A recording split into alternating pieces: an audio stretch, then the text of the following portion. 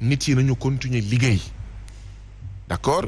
da ngay jël Rosa Parks ñuy noot nit yu ñuul yi di leen di noot naan leen bus bii fii dafa am place nit ku ñuul fii am place nit ku weex mu mel ni dañ ko nangu jékki-jékki benn bés mu ne man nangootuma loolu mu toog place nit ku weex acca noir yëpp fipp donc nañu jàpp ne nit yi gumbawuñu taxuñu ñu ngi déglu ñu ngi seetaan te sànq Omar Faye wax na ko bu baax a baax kenn xamul ce qui va se passer demain ou après-demain ou dans une semaine nit yi ñu ngi naan di naan waaye bés dina jot dinañ jël loo xam ne mënatuñ jël dinañ sës ci mur bi et attention à un peuple qui se mobilise ndaxte li xewoon février ak mars bëgguñu ko gisaat léegi nag wax naa ko sànq dama koy waxaat ñun bañuñu ñu ne des médias dafa amel xaalis na fay mais li am tamit ci réew mi Serigne Saliou wax na ko mooy une sorte de kumba am ndey ak kumba amul ndey moo tax d'ailleurs Sénégal war nañ jëm foo xam ne soit avec Macky Sall soit ak ki ko nar a remplacer yenn yi foog ñu publier ko les rapports miniers c'est quoi le problème citoyen Sénégal mënul xam les rapports miniers les contrats miniers lu ñuy nëbb il faut que ñu exiger ñu publier les contrats miniers mais de la même manière lan moo war a tax gouvernement du Sénégal mënul publier ne voilà les entreprises ñii ñoo ci nekk en règle ñii ñoo ci nekk en règle je crois que démocratie redevabilité d'accord war na egg foofu tey jii nii ñëpp ñu ngi naan waaw dafa am kumba am ndey ak kumba amul ndey te du ñu jaaxal tey jii nii des médias bu amoon ligne rédactionnelle boo xam ne mooy wax li neex Macky Sall même bu amalee état du Sénégal 100 milliards kenn du ko topp loolu lu ma leer la donc il faut arrêter. D'accord. Loolu mënuñu ko nangu. On ne cautionne pas que citoyens sénégalais yi bañ a def du civisme fiscal non civisme fiscal dañ ko war a encourager mais fii li ñuy pointer du doigt mooy kumba am ndey boo xam ne dañ koy jëfandikoo ngir noot ngir daan ñoo xam ne bokkuñu gis-gis ak yow te loolu mënul continuer léegi nag am na loo xam ne xëy na mun na jafelloo mobilisation bi. La communication, mooy benn déjà peut-être. Personnalité Bougane c'est une personnalité clivante moo tax ñun ñuy sensibiliser en fait les Sénégalais qu'on aime ou pas Bougane il faut que ñu xam ne l'enjeu dépasse Bougane c'est important or mentalité yi xel yi jotaguñu egg foofu ñu bëri lii lëndëmal seen gët lii tax xëy na ñuy toogagum seetaan ñu naan non c'est un homme politique dugg na fii génn na fii Bougane lii Bougane là et cetera et cetera. non c'est-à-dire. Omar bàyyi ma. dama la bëgg a wax. mais est-ce que ça va pas au-delà de ça Guy. non je suis sûr que di nga wax abondé dans mon sens mais bàyyi ma continuer sinon je vais perdre le fil de ma pensée. il faut que ñu wax Sénégalais yi les démocrates de ce pays même waa APR les démocrates qui sont ci APR waruñu seetaan lii. même les démocrates yi nekk ci Benno Bokk Yaakaar waruñu seetaan lii il faut que ñu interpeller leen.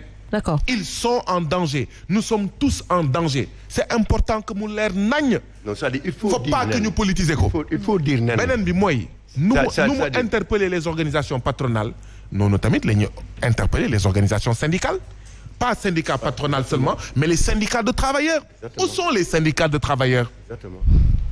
Mais les enveloppes en espèces sonnantes et trébuchantes nuitamment données warul tax ñun noppi où sont les syndicats et les centrales syndicales de travailleurs waruñu toog seetaan lii à commencer par les syndicats des journalistes nañu waxante dëgg et aussi les autres centrales syndicales. Ça veut dire quoi que dañoo toog seetaan Guy Marius ça veut dire quoi que dañoo toog seetaan pour mieux comprendre si dañoo toog seetaan des médias. dafa am une atmosphère de toog seetaan mais je vais aller plus loin. mais lan moo waral toog seetaan boobu le débat que pose Omar dafa am solo il faut aller plus loin parce que il y a dafa am ay responsabilités partagées même si différenciées je questionne également l'attitude des journalistes ban manifestation ngay gis journaliste boo gisee journaliste manifestation budul manifestation journaliste ñaata journaliste la posons-nous la question ak manifestation yi ni mu bëree ci Sénégal te yéen xam ngeen ci dara ndaxte bés bu nekk journal ngeen wane 2 wala 3 manifestations yoo xam ne biir Dakar la yan manifestation ngay gis ay journalistes waxuma journaliste pour déedéet. je fais la différence non defal ndànk. mais le médecin mais Guy attends ban manifestation ngay gis ay journalistes manifestation boo dem gis fa journaliste. xaaral ma continuer waxuma le caméraman qui vient au nom de Sen TV pour filmer prendre l'élément qui indi le journaliste jël micro tàllal dem du loolu laay wax de.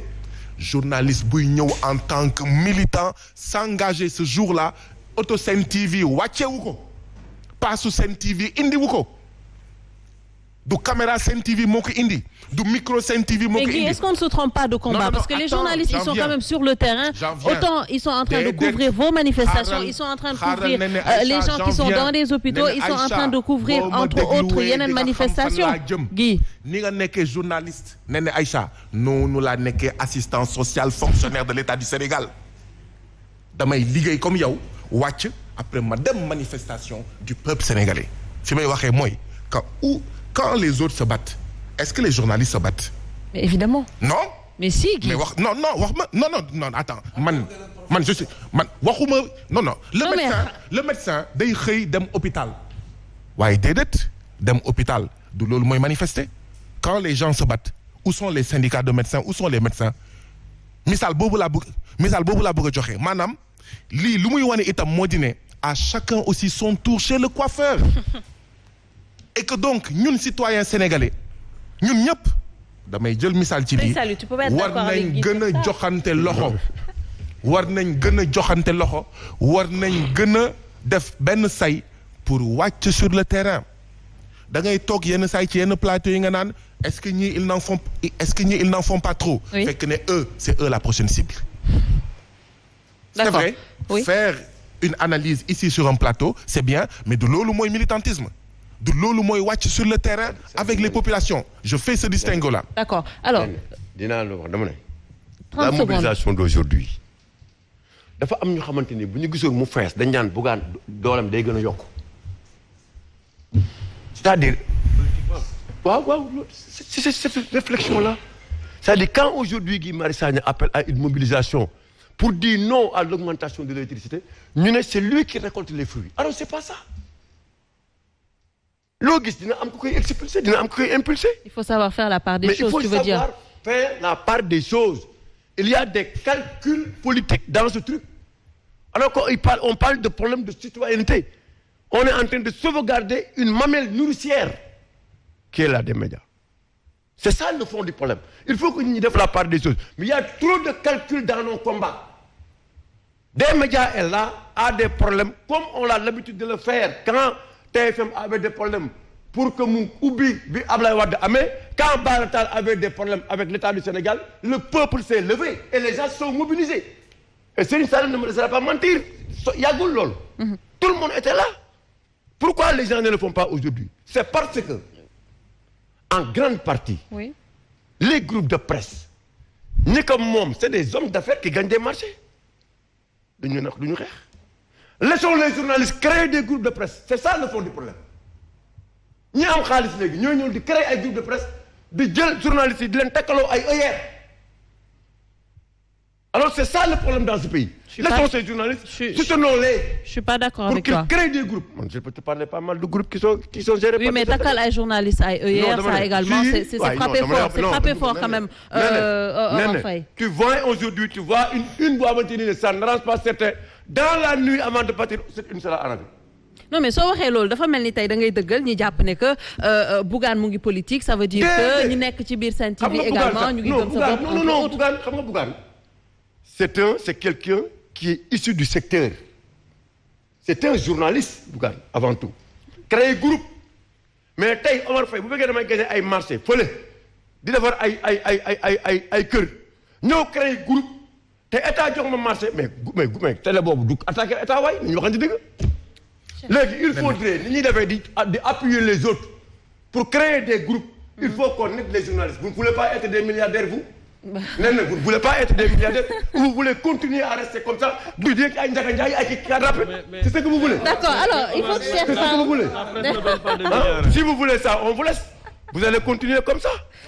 c'est ça qui est normal. Omar fi nga yóbbu débat bi yeggu fa. ne dafa am un travail d'explication bi ñu war a def moo tax ma doon wax sànq ne faut pas que ñu désespérer.